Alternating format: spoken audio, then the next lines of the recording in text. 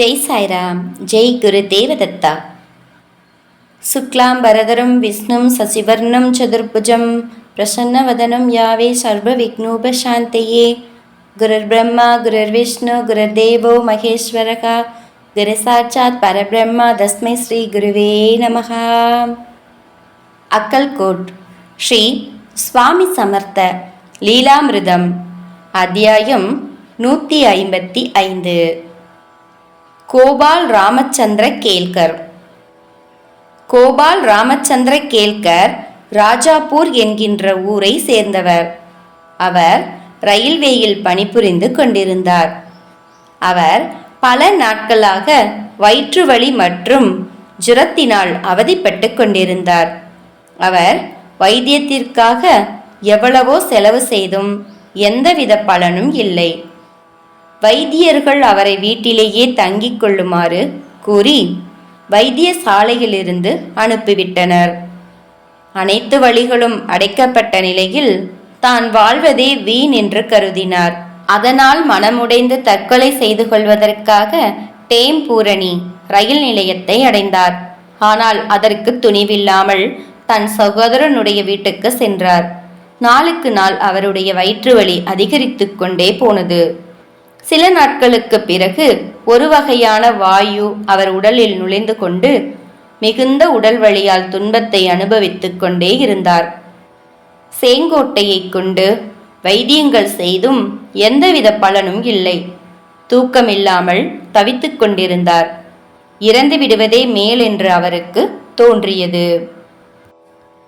கேல்கர் ஒரு நாத்திகர். அவர் ஒரு நாள் தன் வேதனையின் உச்சத்தில் இருந்தபோது, இந்த உலகத்தை காத்து ரட்சிக்கும் கடவுள் என்றொருவர் இருப்பானானால் அவர் என் வேதனையை 8 நாட்களுக்குள் குணமாக்கிவிட்டால் நான் என் வாழ்நாள் முழுவதும் கடவுளுக்கு சேவை செய்து கிடப்பேன் என்று உறுதியெடுத்து கொண்டார். கடவுளே தன் பரம பக்தனை தன்னிடம் இழுத்து கொள்வதற்காக இது போன்ற சபதங்களை எடுத்துக்கொள்ள வைப்பானோ? அற்புதம் நடந்தது. கேல்கரின் வயிற்று வலி சிறிது குணமானது. தன் வேண்டுதலை நிறைவேற்றுவதற்காக ஏதாவது ஒரு துறவிக்கு சேவை செய்யலாம் என்று முடிவு செய்து கொண்டார். அச்சமயத்தில் தேவ் மாமலத்தார் மற்றும் ஸ்ரீ சுவாமி சமர்த்தர் ஆகிய இருவரும் பிரபலமாக இருந்தனர். தேவ் மாமலத்தாரிடம் சென்றால் தன் சகோதரன் மீண்டும் வீட்டிற்கு அழைத்து சென்று விடுவார் என்கின்ற பயத்தில் அக்கல்கோட் ஸ்ரீ சுவாமி சமர்த்தரிடம் சென்றார். தன் சகோதரனிடம் நண்பர்களை சந்திக்கப் போவதாக கூறிவிட்டு அக்கல்கோட் நோக்கி சென்றார். அக்கல்கோட் வந்தடைந்ததும் தன்னிடம் இருந்த 5 பைசாக்களில் 1 பைசாவுக்கு மட்டும் பேரிச்சம் பழங்களை வாங்கி கொண்டு காஸ்பாக்கில் உள்ள ஆலமரத்தின் கீழ் அமர்ந்திருந்த ஸ்ரீ சுவாமி சமர்த்தரை தரிசனம் செய்துவிட்டு சாஷ்டாங்கமாக விழுந்து நமஸ்கரித்தார். ஸ்ரீ சுவாமி சமர்த்தரின் அதி அற்புதமான உருவத்தை கண்டவுடன் தன் பிறவி பலனை அவர் உணர்ந்து கொண்டார். அவர் அங்கு தங்கியிருந்து ஸ்ரீ சுவாமிகளிடம் குரு உபதேசம் பெற வேண்டும் என்கின்ற நோக்கத்தில் இருந்தார். ஆனால் 4 மாதங்கள் ஆகியும் அவ்வாறு எதுவும் நடக்கவில்லை. மகாராஜ் ஏதாவது கோபமாக பேசிக்கொண்டிருந்தாலும் கோபால் புவா அவர் பாதங்களில் தலையை வைக்கும்போது அமைதியாகி விடுவார். ஒரு நாள் புவா தேஷ்முக்கின் வீட்டில் உறங்கிக் கொண்டிருக்கும் போது மகாராஜ் அவருடைய கனவில் வந்து, நான் உன் நோயை குணமாக்குகிறேன் என்று கூறிக்கொண்டே அவருடைய வயிற்றில் தன் கையால் தடவிட்டு மறைந்துவிட்டார். உடனே அவருக்கு சிறுநீர் கழிக்க வேண்டும் என்கின்ற உணர்வு ஏற்பட்டது. சுமார் 2 லிட்டருக்கு மேல் சிறுநீர் கழித்தவுடன் அவருடைய வயிறு தட்டையானது. இந்த அற்புதத்தை கண்டவுடன் புவாவுக்கு கண்ணீர் பெருக்கெடுத்தது. ஸ்ரீ சுவாமி சமர்த்தர் என்னும் மகா வைத்தியர் இருக்கும் போது வேறு எதுவுமே தேவையில்லை. ஸ்ரீ சுவாமி சமர்த்தரின் லீலைகளுக்கு எல்லையே இல்லை. அடுத்த நாள் காலையில் புவா ஸ்ரீ சுவாமிகளின் தரிசனத்துக்காக சென்றபோது, இந்த பிராமணனின் வயிற்றை பாருங்கள் என்று ஸ்ரீ சுவாமி கூறியதை அங்கிருந்த எவராலும் புரிந்து கொள்ள முடியவில்லை. கோபால் புவா அனைவரிடமும் தனக்கு நேர்ந்ததை பற்றி விவரித்தார். அவர் மிகுந்த பக்தியுடன் ஸ்ரீ சுவாமிகளை வணங்கிக் கொண்டிருந்தார். 15 நாட்களுக்கு பிறகு மீண்டும் இன்னொரு கனவினால் ஆசிர்வதிக்கப்பட்டார். அதில் கோபால் புவாவும் சில சேவகர்களும் ஸ்ரீ சுவாமி சமர்த்தருடன் ஒரு விளைநிலத்தில் அமர்ந்து கொண்டிருக்கிறார்கள். 15க்கும் மேற்பட்ட இஸ்லாமியர்கள் வாளை தூக்கிக் கொண்டு தீன் தீன், இஸ்லாமியர்களின் வார்த்தை என்று கூறிக்கொண்டே இவைகளை வெட்டி வீழ்த்த ஓடி வந்து கொண்டிருக்கின்றனர். அனைவரும் பயத்தில் இருந்தனர். கோபால் புவா பயத்தில் நடுங்கிக் கொண்டிருந்தார். உடனே ஸ்ரீ சுவாமி அவரை தன் தோளில் சுமந்து கொண்டு காடு மேடுகளில் அடர்த்தியான மரங்களுக்கு நடுவே ஒரு நதிக்கு அருகே கொண்டு செல்கிறார். அங்கு அவரை இறக்கிவிட்டு தன் இடுப்பில் கைகளை வைத்து கொண்டு நிற்கிறார். ஸ்ரீ சுவாமி மகாராஜ் புவாவை தோளில் சுமந்து கொண்டு வரும்போது புவா தன் கண்களை இறுக்கமாக மூடிக்கொண்டு அமர்ந்திருக்கிறார். இறக்கிவிட்டவுடன் தன் கண்களை திறந்து ஆஜானு பாகுவாக இடுப்பில் கைகளை வைத்து கொண்டு நின்று கொண்டிருக்கும் ஸ்ரீ சுவாமி சமர்த்தரை சாஷ்டாங்கமாக நமஸ்கரித்துவிட்டு, மகாராஜ், எனக்கு அனுகிரகம் அளியுங்கள் என்று பிரார்த்தனை செய்து கொண்டார். இன்னும் அதற்கு நேரம் இருக்கிறது என்று ஸ்ரீ சுவாமிகள் கூறியவுடன் அவருடைய கனவு கலைந்து விழித்து கொண்டார். ஸ்ரீ சுவாமிகள் அவருக்கு இந்த கனவின் மூலம் எவ்வளவு பெரிய நம்பிக்கையை அளித்திருக்கிறார்.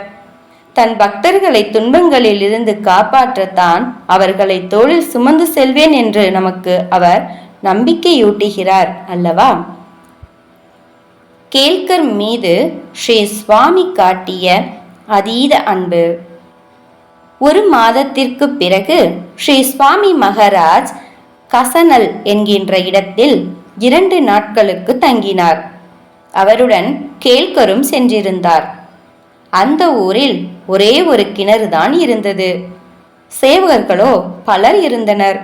அதனால் காலையில் விடியலுக்கு முன்பே குளித்துவிட வேண்டும் என்று கேல்கர் எண்ணிக்கொண்டார்.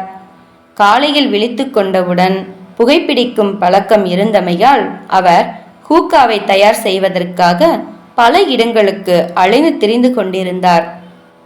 அன்று ஸ்ரீ சுவாமி மகாராஜ் குல்கர்ணியின் வீட்டு மாட்டுத் தொழுவத்தில் படுத்து கொண்டிருந்தார். அவர் 6 சேவகர்களுடன் தலையில் இருந்து பாதம் வரை போர்த்தி கொண்டு உறங்கிக் கொண்டிருந்தார். அவருக்கு அருகில் ஒரு விளக்கு எரிந்து கொண்டிருந்ததை பார்த்து தன் ஹூக்கா தயாரிப்பதற்காக அதன் அருகில் சென்றார். உடனே ஸ்ரீ சுவாமி குபீரென எழுந்து அமர்ந்து கொண்டார். பயத்தில் கோபால் புவா நடுங்கிக் கொண்டிருந்தார். கையில் வைத்து கொண்டிருந்த துணி கீழே விழுந்துவிட்டது. ஸ்ரீ சுவாமி அவரை உற்று நோக்கினார். பயத்தில் ஸ்ரீ சுவாமிகளின் பாதத்தை இறுக்கமாக பற்றி கொண்டு பிரார்த்தனை செய்து கொண்டார். கருணாமூர்த்தியான ஸ்ரீ சுவாமி கோபால் புவாவை முழுமையாக ஆசீர்வதித்தார். புவாவுக்கு தன் வாழ்நாள் முழுவதுக்கும் ஸ்ரீ சுவாமி சமர்த்தரின் ஆசீர்வாதம் கிடைத்துவிட்டது போல் இருந்தது. அந்த சந்தோஷத்தில் அவர் சுவாமிகளின் பாதங்களில் தன் தலையை வைத்து வணங்கிவிட்டு கூப்பிய கரங்களுடன் நின்று கொண்டிருந்தார். சுற்றி உறங்கிக் கொண்டிருந்தவர்கள் விழித்துக் கொள்வது போல் தோன்றியவுடன் ஸ்ரீ சுவாமி தன் போர்வையை போர்த்தி கொண்டு படுத்துக்கொண்டார். கோபால் புவாவும் அந்த இடத்தை விட்டு கிளம்பினார். ஸ்ரீ சுவாமி மகாராஜுடைய ஆசீர்வாதம் ஒருவருக்கு எந்த நேரத்தில் கிடைக்கும் என்பது எவருக்கும் தெரியாது. ஸ்ரீ சுவாமி கனவில் கூறிய அந்த நேரம் இதுதானோ? கோபால் புவாவின் கண்ணீர். பொழுது விடிந்தது. குளிப்பதற்காக கிணற்றுக்கு அருகில் சென்றார்.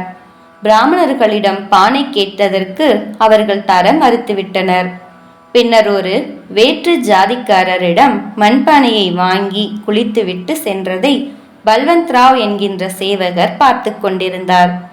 அவர் ஸ்ரீ சுவாமிக்கு தினமும் ஹூக்கா தயாரிக்கும் சேவை செய்வார். அவர் இந்த கொங்கணி அசுத்தமாகிவிட்டார். இவருடைய கைகளினால் கொண்டு வரப்பட்ட தீர்த்தத்தை ஸ்ரீ சுவாமிக்கு அபிஷேகம் செய்யக்கூடாது என்று கூச்சலிட்டார். இதை கேட்டவுடன் கோபால் புவா மனம் வெம்பி கண்ணீர் சிந்தினார். இவருக்கு ஸ்ரீ சுவாமியின் தீர்த்தத்தை அளித்தால் அவரின் அசுத்தம் நீங்கிவிடும் என்று சிலர் ஆலோசனை கூறினர். ஸ்ரீபாத பத்தீர்த்தத்தை கொடுத்து அவரை புனிதப்படுத்தினார். அன்றைய தினத்தில் மராட்டிய பாட்டில் ஒருவர் மாம்பழச்சாறு விருந்துக்கு ஏற்பாடு செய்திருந்தார். அதில் அனைவருக்கும் உணவு தயாரிக்கப்பட்டு பரிமாறப்பட்டது. எவராவது விருந்துக்கு ஏற்பாடு செய்திருந்தால் மகாராஜுக்கு முதலில் ஒரு தட்டில் அனைத்து உணவுப் பொருட்களும் பரிமாறப்படும். அவர் வருகிறாரோ இல்லையோ, நைவேத்தியம் செய்யப்பட்ட பிறகு அனைவருக்கும் உணவு பரிமாறப்படும். ஒரு சில சமயம் ஸ்ரீ சுவாமி அழைப்பு கொடுப்பதற்கு முன்பே வந்து விடுவார். சில சமயங்களில் தாமதமாக வருவார். சில சமயம் வரவே மாட்டார். அன்று நெய்வேத்தியம் செய்யப்பட்டு உணவு அனைவருக்கும் பரிமாறப்பட்டது. இந்த கொங்கணியை பந்தியில் இருந்து தூரமாக அமர்ந்து கொண்டு சாப்பிட சொல்லுங்கள் என்று எவரோ ஒருவர் குரல் கொடுத்தார்.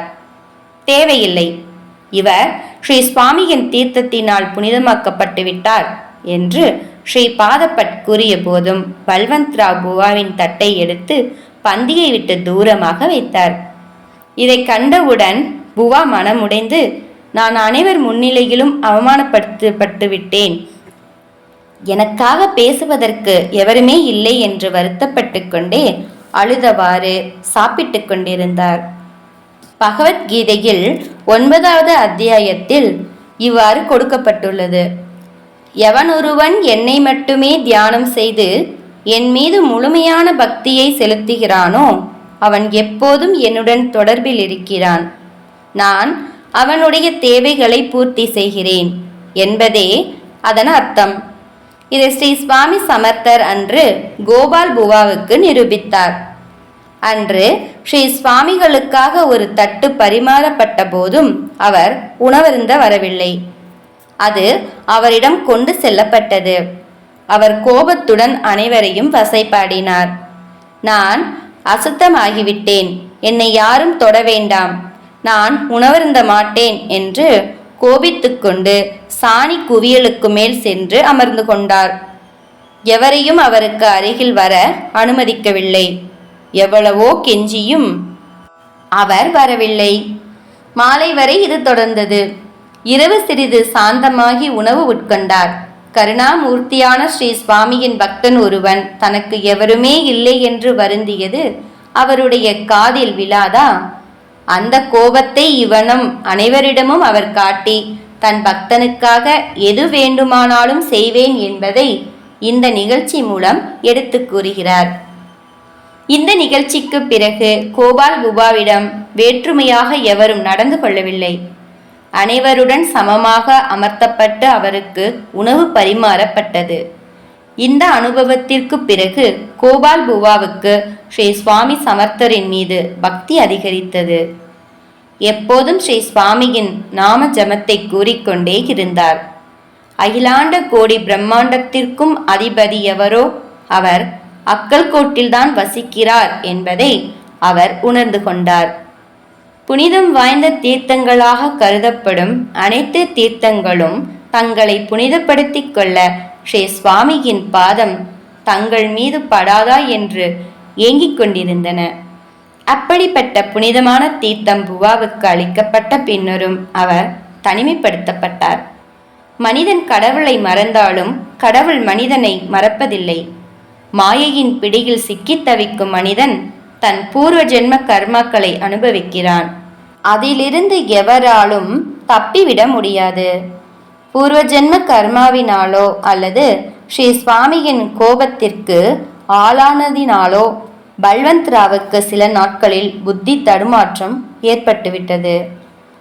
கோபால் கேல்கர் சிப்ளுடன் வருதல். கோபால் புவா எப்போதும் அனைவரிடமும் பின்வருமாறு கூறுவார். குரு என்றால் என்ன? சீடன் என்றால் என்ன? சரணாகதி என்றால் என்ன? இதனால் என்ன பயன்? இவை பற்றியெல்லாம் எனக்கு எதுவுமே தெரியாது. என் பூர்வ ஜென்ம புண்ணியங்களினால் நான் மகாராஜிடம் ஈர்க்கப்பட்டேன். அவருடைய புண்ணியம் வாய்ந்த தரிசனம் பலனளிக்கத் தொடங்கியது. ஆனால் என்னுள் இருந்த மனோபாவம் அதை முழுமையாக அனுபவிக்க விடவில்லை.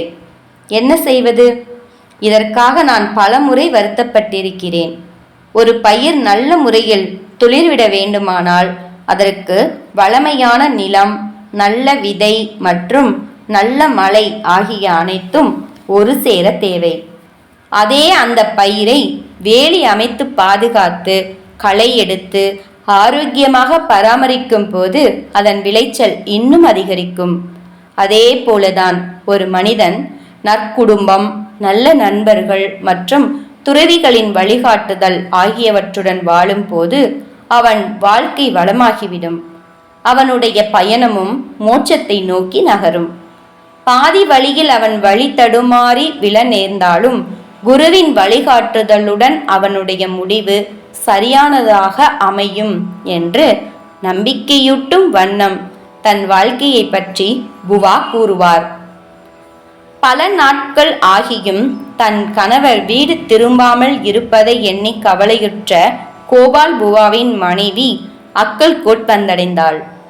பின்னர் அங்கு தங்கி கணவனும் மனைவியுமாக ஸ்ரீ சுவாமிக்கு சேவைகள் செய்து கொண்டிருந்தனர். ஒரு நாள் ஸ்ரீ சுவாமி அவர்கள் இருவரையும் அழைத்து சிப்லூன் என்னும் ஊருக்கு அருகே மார்கண்டி என்கின்ற இடம் இருக்கிறது. பிரம்மச்சாரி புவாவிடம் இருக்கும் பாதுகைகளை வாங்கிக் கொண்டு நீயும் உன் மனைவியும் அந்த ஊரில் தங்கி அப்பாதுகைகளை வணங்கிக் கொண்டிருங்கள் என்று கூறினார். கிளம்பும் போது 2 தேங்காயையும் ஒரு காய்ந்த பேரிச்சம்பழத்தையும் கொடுத்து அனுப்பினார். சில நாட்கள் ஸ்ரீ சுவாமி சமர்த்தருடன் தங்கியிருந்துவிட்டு அவர் சிப்லூன் வந்தடைந்தான். அவ்வூரில் உள்ள காட்டுப்பகுதியில் ஸ்ரீ சுவாமி சுத மகாராஜ் அளித்த பாதுகைகளை பிரம்மச்சாரி புவா ஸ்தாபனம் செய்திருந்தார். ஆனால் அவர் எப்போதும் பிசாசு நிலையிலேயே, அதாவது சித்த நிலையிலேயே இருந்தார். கோபால் புவா இவருடன் தன் குடும்பத்தோடு வந்து தங்கியிருந்தார். வியாழக்கிழமைகளில் மட்டும் பிச்சை எடுப்பார். மற்ற நாட்களில் வியாழனன்று கிடைத்த அரிசியை கஞ்சி செய்து குடித்து வந்தார். எப்போதும் ஸ்ரீ சுவாமி சமர்த்தரின் தியானத்திலேயே இருந்த கோபால் புவாவை கண்ட ஊர் மக்கள் அவருக்கு ஒரு ஆசிரமத்தை கட்டி கொடுத்தனர். சில காலங்களுக்கு பிறகு ஸ்ரீ சுவாமி ஆசீர்வதித்தது போல் புவாவுக்கு 2 மகன்களும் ஒரு மகளும் பிறந்தனர். 2 தேங்காய், ஒரு காய்ந்த பேரிச்சம்பழம். ஸ்ரீ சுவாமியின் மீது அவர் கடும் தவம் மேற்கொண்டு வந்ததால் அவருக்கு சில சக்திகள் கிடைத்தன. அதை கொண்டு பலருடைய நோயை குணமாக்குதல், பலருடைய விருப்பங்களை நிறைவேற்றுதல், சிலருக்கு ஆன்மீகத்தில் முன்னேற்றம் அடைய செய்தல் ஆகியவற்றை செய்து கொண்டே இருந்தார். பின் நாட்களில் ஸ்ரீ சுவாமி சமர்த்தரை பற்றி கேள்விப்பட்டது மற்றும் அவர் நேரில் பார்த்தது ஆகியவற்றை கோர்த்து ஸ்ரீ சுவாமி சமர்த் பக்தர் என்னும் பெயரில் ஒரு புத்தகமாக்கினார். கருணா ஸ்தோத்திரம் மற்றும் சாதன் விவேக சாராமிருதம் என்னும் ஓவி வடிவிலான பாடல்களையும் படைத்தார். ஸ்ரீ சுவாமி கோபால் புவாவை பிரித்யானந்தா என்று அழைப்பார். அதனால் தன் படைப்புகளில் தன்னை பிரித்யானந்தா என்று குறிப்பிட்டுக் கொள்வார். கோபால் புவாவின் செருக்கை அடக்குதல். ஒருமுறை கோபால் புவாவின் ஆசிரமத்திற்கு துறவி ஒருவர் வந்திருந்தார். அவர் அங்கு 2 மணி நேரத்திற்கு மேல் இருந்தார். அவரிடம் கோபால் புவா, நீங்கள் எங்கிருந்து வந்திருக்கிறீர்கள் என்று கேட்டதற்கு எனக்கு தெரியாது என்று பதிலளித்தார்.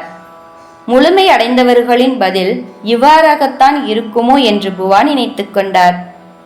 புறத்தில் அவர் அளித்த பதிலை புவா புரிந்து கொண்டார். ஆனால் அகத்தில் அவர் எந்த நிலையில் இருக்கிறார் என்பதை அவர் அறிந்திருக்கவில்லை. வந்திருந்த துறவியின் நடவடிக்கையினால் புவா பெரிதும் கவரப்பட்டார். துறவியின் உடை மற்றும் பேச்சுக்களால் பலர் கவரப்பட்டு அவருடைய பாதத்தில் விழுந்து வணங்கினார்கள். அன்றிலிருந்து புவா கல் குடித்த குரங்கு போல் ஆனார். அவரும் துறவியைப் போலவே நடந்து கொள்ளத் தொடங்கினார்.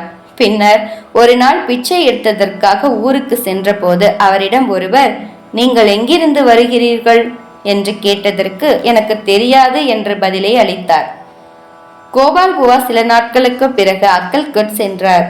அன்று ஸ்ரீ சுவாமிகள் ஓன்கரின் வீட்டில் இருந்தார். ஸ்ரீ சுவாமிகளின் பாதத்தில் விழுந்து நமஸ்கரித்தவுடன், நீ எங்கிருந்து வந்திருக்கிறாய் என்று கேட்டார். அதற்கு புவா, சிப்லூனிலிருந்து என்றார். சிப்லூன் எங்கிருக்கிறது என்றதற்கு கொங்கனில் என்று பதிலளித்தார். கொங்கன் எங்கிருக்கிறது என்று ஸ்ரீ சுவாமி கேட்டதற்கு மலைக்கு அருகில் என்று கூறிய பின் ஸ்ரீ சுவாமிகளின் கேள்விகளுக்கான உண்மையான அர்த்தத்தை புரிந்து கொண்டார்.